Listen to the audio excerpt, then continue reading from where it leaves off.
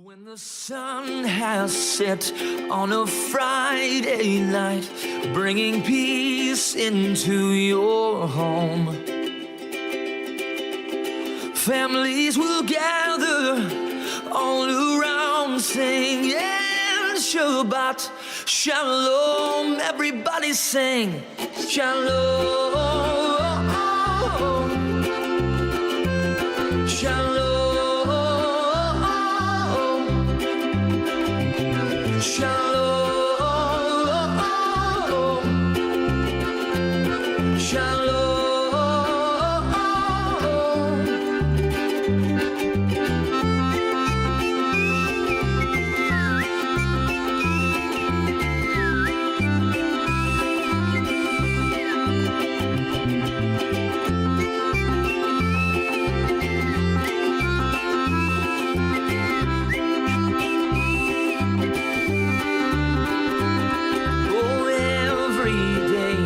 Is a gift from God, so put a smile upon your face. He's got the whole world in his hands, so obey his commands and you will know peace. Shalom, shalom. Shabbat shalom, shalom.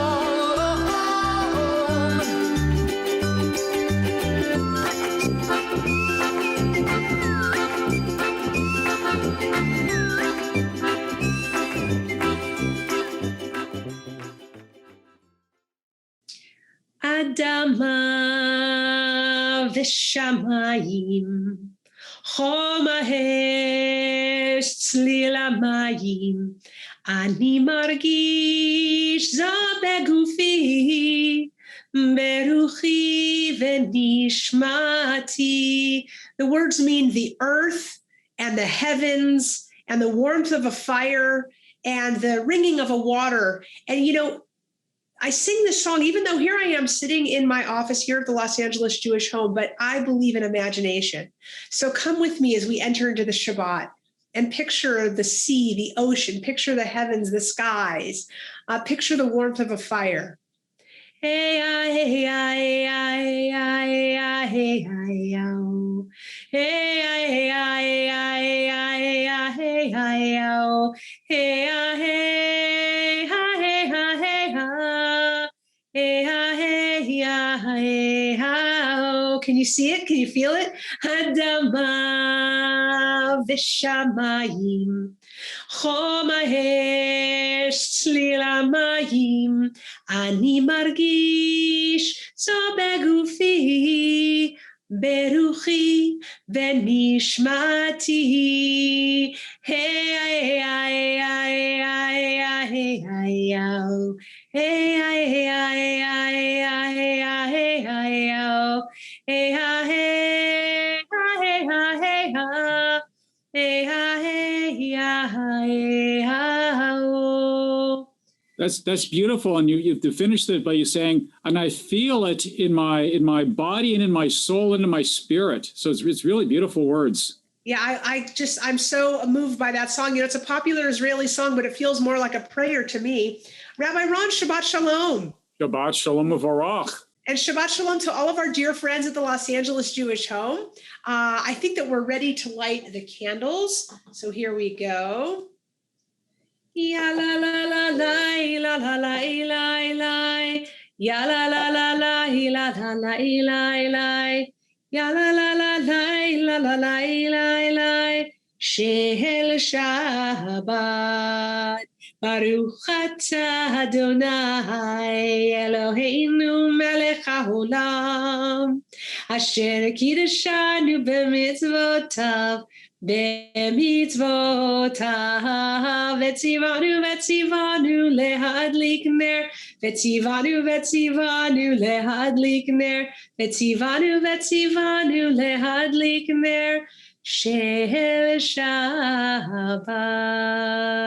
שלום עליכם מלאכי השרת, מלאכי עליון, ממלך מלאכי המלאכים הקדוש ברוך הוא. בואכם לשלום מלאכי השלום, מלאכי עליון, ממלך מלאכי המלאכים הקדוש ברוך הוא. Rabbi Ron, will you lead us in the Kiddush? Of course, my pleasure. We take our cup of wine, our cup of sweet juice. Baruch atah Adonai Eloheinu melech haolam, borei pri hagafen. Amen. Baruch atah Adonai Eloheinu melech haolam, asher kiddushanu b'mitzvotav, v'ratzavanu, v'shabbat kodsho, b'ava uvratzon hinchilanu, zikaron l'maaseh v'reshit, ki hu yom techila l'mikra'e kodesh, zecher litziat Mitzrayim, ki vanu v'acharta, ve'otanu kidashta, mikol hamim, ve'shabbat kodshecha, ve'ahava uvratzon hinchaltanu, Baruch atah Adonai mekadesh HaShabbat. Amen. L'chaim. Thank you so much, Rabbi Ron. Are you ready to bless our congregation, our community? Yes, please. This is a blessing for all of you from us on this Shabbat. Yevarechecha Adonai v'yishmerecha. May Adonai guard and protect you. Yaher Adonai panav elecha v'chuneka. May Adonai turn his face to you. Yisa Adonai panav elecha v'yasem lecha shalom.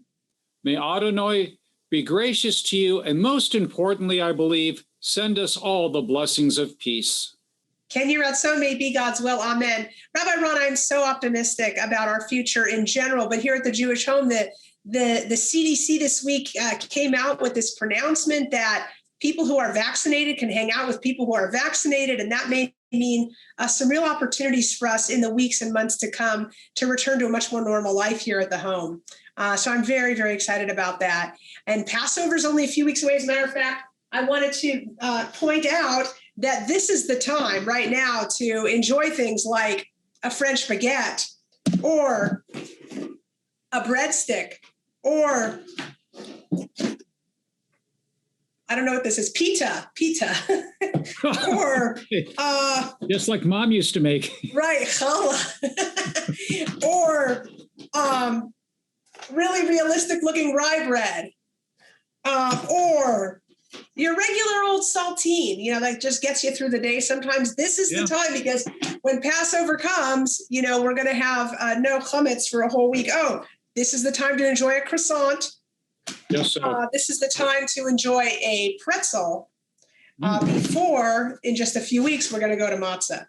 So it's a very exciting, fluffy bread, fluffy food kind of time. Don't you think, Rabbi Ron? Absolutely. A wise rabbi taught me last year to enjoy fluffy food, and that rabbi was correct. When you can, yes. So I really enjoy my chametz in advance of Passover. Chametz being leaven, right? Mm-hmm. And I enjoy it after Passover, and I'm so excited. We're actually in the works, getting ready to create a beautiful Seder, and even though it's going to be online this way, we're definitely going to make sure that you have your Seder plates, every single one of you, and opportunities to talk about Passover, prepare for Passover with me and Rabbi Ron, even if it's one-on-one. If you have any questions, we look forward to addressing all of them. So I wonder, Rabbi Ron, I know we're not done with our gathering right now, but maybe we should say motzi since we're sort of in the mood here. What do you think? Oh, absolutely. We have all of our bread items out. So yes, it's a great time to do that. Okay, I got this challah and I got this challah. What do you have a challah with you? I do. Do you want to lead us? Okay. Baruch atah Adonai Eloheinu melech haolam, hamotzi lechem min haaretz. B'te'avon, amen. Avon. Rabbi Ron, as we get closer to Passover, we are looking at our Torah portions that reflect the journey in the desert, actually, the thick of it. And this week's Torah portion is called Vayakel Pekude. You and I were talking earlier. Will you share some of those interesting thoughts that you had? So it's a double portion. So we get two parshas put together into one weekend. And they're really discussing the final construction of the tabernacle, the vestments, and all the ritual objects contained within. And the thing that fascinates me as a former congregational president is all the materials were voluntary, were contributions. They were not taxed. There wasn't a levy put on the people. We said a couple of chapters back, everybody whose heart so moves him, let them give. And the people did. And they did generously, and they gave abundantly until finally the artisans who were building had to say to Moses, enough. We have more than we need. Words that no Jewish organizational fundraiser has ever said. But in the desert, the people were so moved that they gave more than was necessary. And then they were finally told they had to cease and desist. Amazing to me. It is amazing. And, according to the rabbis, it was a kind of tikkun, a sort of repair job, a kind of repentance in a way, a teshuvah, because last time they built something as a community, they built the golden calf. And that was so misguided. As we spoke about before, idol worship is idol worship, right? Mm-hmm. To worship gold, to worship things. But it does raise an interesting question, which is, they put all of this passion into building what one of my favorite students one time called a porta temple, right? Like a portable temple. It was the temple in the desert that would be the precursor or the blueprint for the temple that would ultimately be built in Jerusalem. They put so much energy into it. Isn't that a type of idol worship? I mean, why put so much into a physical structure? By the way, not only the temple itself, the Mishkan, really was called tabernacle, or Ohel Moed, the tent of meeting. Not only do they put and not to yuck your yum, as the kids like to say, yucking your yum is when someone says, oh, what a beautiful day. And somebody else says, really, I think it's cloudy. So I'm not yucking your yum. I totally agree with what you said, but I'm just raising the question for the sake of discussion. How is putting all of your stuff and all of everything you have into building a structure, and then inside of that structure, the ark, and then inside the ark, the Torah, and then the menorah, all these things that become such an important part of these several Torah portions. How is that not a form of idol worship? What's the meaning behind it? That kind of leads right to where I wanted to take us anyhow, because when the work is all done, we read that the Spirit of God descends upon it.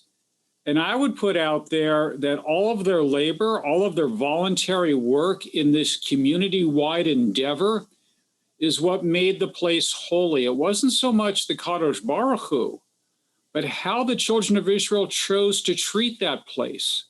And we had this discussion on my own campus recently. We were talking about our campus synagogue. What makes it holy is how we choose to treat it. When we say we're not going to smoke in there, we're not going to use foul language in there, we're going to wear a kippah when we are there for worship or for studying sacred text. How we choose to treat it is what makes it kadosh. And I think that's the differentiation here. They weren't worshiping falsehood. They were doing something as a community to improve and to bring holiness into the community. That's really beautiful. And the idea that God is with us when we are there for each other is very, I guess you could say it's very Martin Buber. For anybody who studied the great Rabbi Martin Buber, who wrote a book called I and Thou. That's the English translation. He actually wrote the book in German because that was his first language, but it was translated into many, many languages. And he said I and Thou because he talked about how there's, kind of such a thing as like a horizontal relationship and a vertical relationship. Mm-hmm. And the vertical relationship is between us and God. And the horizontal relationship is between us and other human beings. implying that when we work together, in other words, when there's closeness, when there's respect, when there's camaraderie, when there's community, that essentially we beckon God, and God comes to dwell with us. I like that imagery of the community working together to bring holiness to the community and to bring God's presence into the community. That's a theme you see constantly in Chassidut, that when people are treating each other with kavod, treating each other with respect, that brings godliness into the community, that brings holiness in. And when that respect is lacking, it leaves. We could drash on the destruction of the temple being, why did it happen? Because of sinat chinam, because that causeless hatred, the polar opposite of what you were describing, of that joy of working together and in community and with respect to each other. Polar opposite. Yeah, so true. And it really says something beautiful about the different opportunities for finding God, because some people have a very individual, personal relationship with God. I've talked to many people here at the Jewish Home, our residents, who, not the overwhelming majority, but individuals who have a really personal relationship with God. They talk to God, they feel that God is there for them, and they have a real one-on-one. But for other people, for many Jewish people, they don't have that same sensibility. They don't feel like God is with them. Mm-hmm. But I think that many people can relate to the idea that there's a holiness, a kind of godliness that descends when people are together. And, some people say that even when we just talk Torah like we are right now, you and me and our community, that God is with us when we do this, because we're striving for goodness, right? And certainly we know that feeling in our hearts when we're kind to somebody and they respond in a lovely way. We know that something special has happened. We know that we're not just living beings like ants or bees or insects in nature that are just going by instinct, but rather we're elevating ourselves to a special kind of connectedness that can in some ways only happen in a one-on-one on a certain level, mm-hmm. but in other ways can happen in a community that has a joint goal. Here at the Jewish Home, we have a goal as a community. Just as we have it one-on-one, we have a goal as a community. How would you characterize that goal, Rabbi Ron, when you think about all of us, all of our staff, and all of our residents? What are our shared values? What is our shared? We're not we're not constructing a tabernacle. What are we creating together? I think when I talk with our staff, when I talk to my residents around campus here, I get this overwhelming sense from people of they want to make our community and by extension our larger world just a little better, just a little brighter, because they had a part in making it so. And that really occurs to me an awful lot as I wander the campus and I talk to both residents and staff. I completely agree with you. I mean, with the staff, I'm so touched all the time because people just want to take care of our residents, and staff takes care of each other. I mean, we have a real sense of community here. And I hear many of our residents worried about other people, wanting to make sure that they're getting their needs met. And I just think that's beautiful, because it's really easy to kind of just go inside and think about, my own issues, my own troubles, my own pain, and that sort of thing. But many, many people climb out of themselves mm-hmm. to take care of others. And that is what makes this such a special place, isn't it? Absolutely. Absolutely. I got to do one of the cooler things I've done here on campus in a while is this Monday of this week, we exited the last resident from the Max Factor building, the COVID unit we had here. And I got to give them a blessing as they left, and I got to bless the staff. It was a marvelous moment that we made the world just a little bit better because we took care of those who needed being taken care of. Yeah, and for people who aren't familiar with that, that is the area where people with COVID were brought together so that they could get special care. And what Rabbi Ron's referencing is that the last person was recovered well enough to go. And we haven't had new cases here at the Jewish Home in weeks, which is really, talk about a blessing. The scientists who came up with these vaccines, the everybody who delivered them, the truck drivers, our own staff that went to so much pain, such expertise to make sure that we all got vaccinated as soon as we could. It's going to be a beautiful spring. I'm so happy and so proud. And thank you for reflecting on this double portion that has a weird name, Vayakel Pakude, as we get closer and closer to Passover. Well, I guess it's almost Shabbat, and people are going to be getting ready to have their Shabbat meal soon. And so maybe we could end with a little bit of singing. How do you feel about that, Rabbi Ron? I'm always in favor of singing. All right.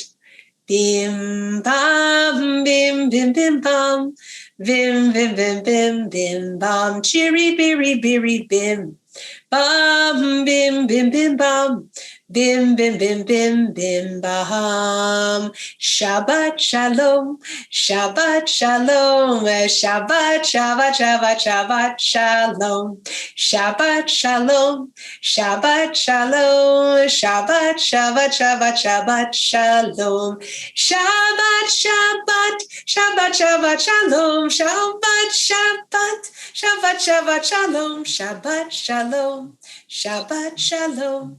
Shabbat, Shabbat, Shabbat, Shabbat, Shalom. Dear friends, we wish you a Shabbat of peace, a Shabbat of continued health and wholeness and meaning and happiness. We love you from our offices to your home, for all of us at the Los Angeles Jewish Home. Shabbat Shalom, everyone. Shabbat Shalom, everybody. When the sun has set on a Friday night, bringing peace into your home, families will gather all around singing Shabbat Shalom. Everybody sing Shalom, Shalom.